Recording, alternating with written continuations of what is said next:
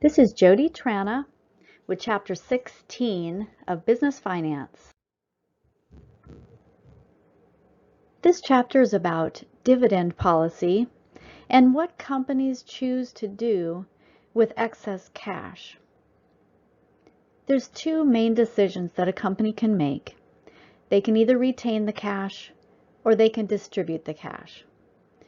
The whole purpose in business, as you know, is to maximize shareholder wealth. So our decisions about cash are generally going to come back to how will this most benefit our shareholders. If we retain cash, that is, keep it in the business and reinvest it in the business, there's a couple of things we might be doing with that cash. We could be paying off debt. That might give us some more attractive financial ratios or make us poised to do better with our cash uses. We also might be poised to acquire an outside business. Another choice a company might make is to distribute their excess cash. There's a couple of ways that they do this. One is to pay out dividends to their shareholders. They can also repurchase shares. In this way, they bring shares back into the company and they distribute cash at the same time. When a company decides to buy their own stock, it's called treasury stock. This, of course, reduces their cash balance as they pay out cash in order to repurchase stock. And it also reduces the number of shares of stock that are outstanding, that are trading in the marketplace.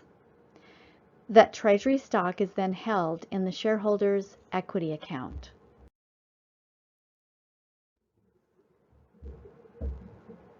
You might be asking, why would a company purchase their own stock?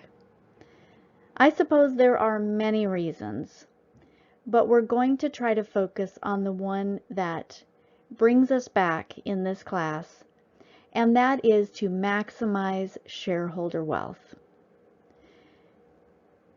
In purchasing their own stock, a company can boost the stock price. That is because there are fewer shares that are trading in the marketplace, and just because of supply and demand, our shares go up in value. It could be that we want some shares that we can distribute to our employees without issuing new stock. It could be that we just want to have fewer numbers of shares in the marketplace. Maybe we're trying to ward off some kind of a hostile takeover. There are many reasons why we might want to purchase our own stock. We just need to keep in mind the goals of the company and the goals to maximize our shareholder wealth.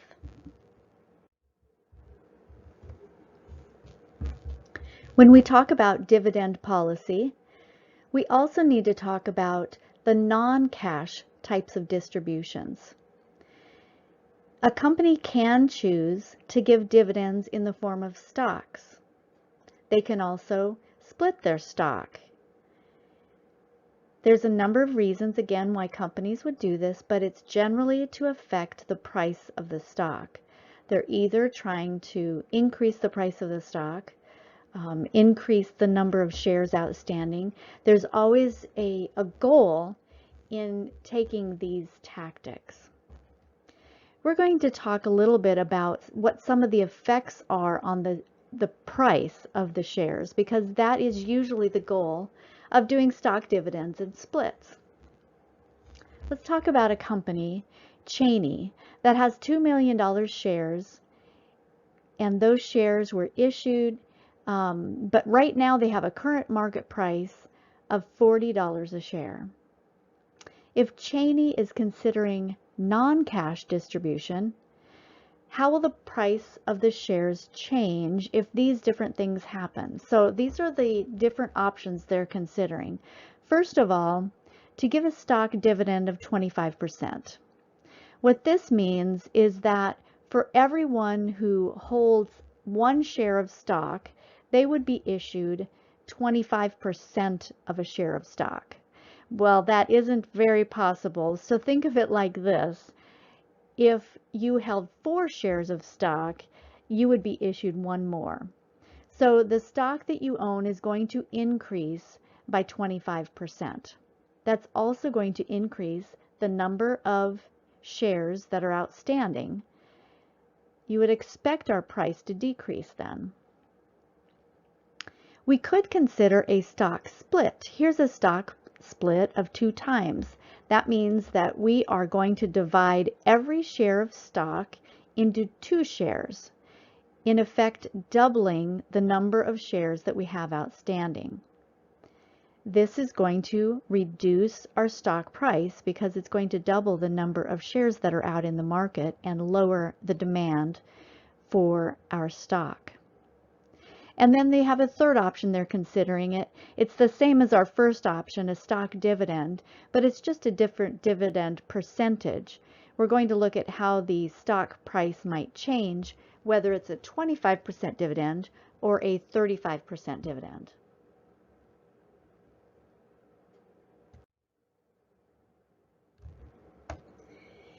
Before we get too far down the road, we need to talk about what this firm's value is.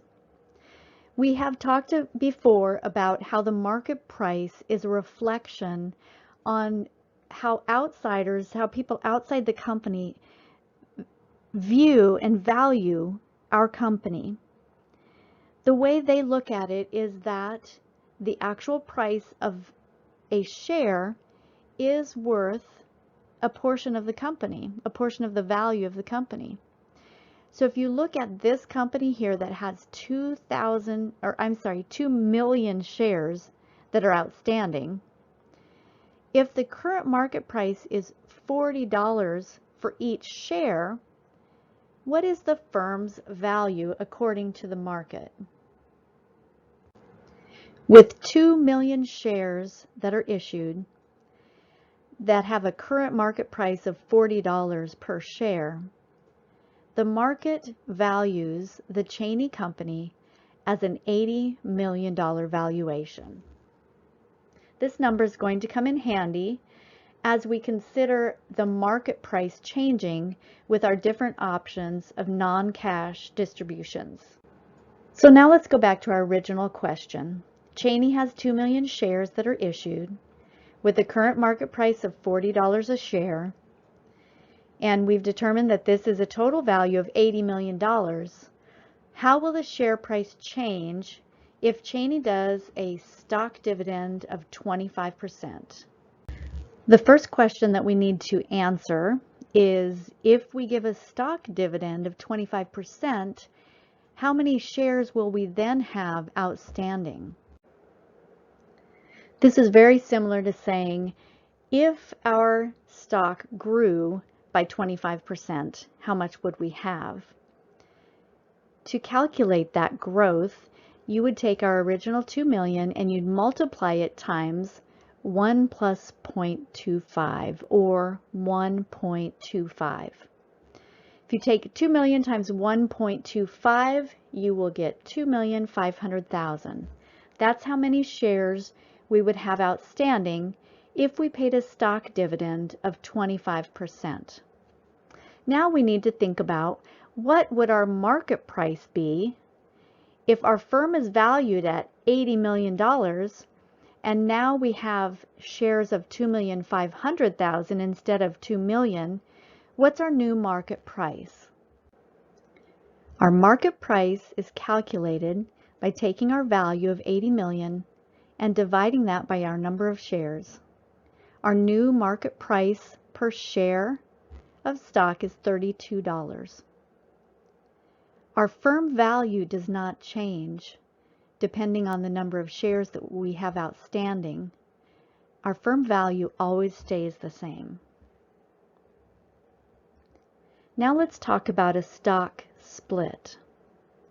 How many shares of stock would we have outstanding if we started with our 2 million and we instituted a stock split of 2 times for each share?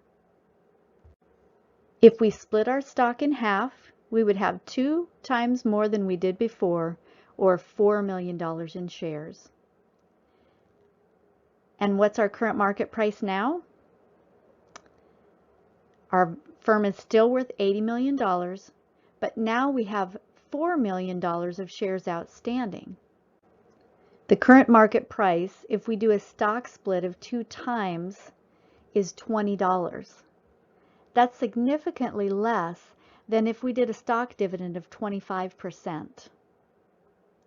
Let's try a stock dividend of 35%. If we used our same growth method as before and took $2 million times 1.35 in this instance, we would come up with shares of 2,700,000. Let's calculate our new price on 2,700,000 shares. The price of the stock when doing a dividend of 35% is just under $30. The Cheney Company needs to consider their goals for doing this non-cash distribution in order to consider which option is the best. The stock split seems to lower their price the most, which may be part of their goal. It may be that they're just trying to give some additional stock out as dividends without spending any cash. And maybe then in that case they would want to consider one of the stock dividend options.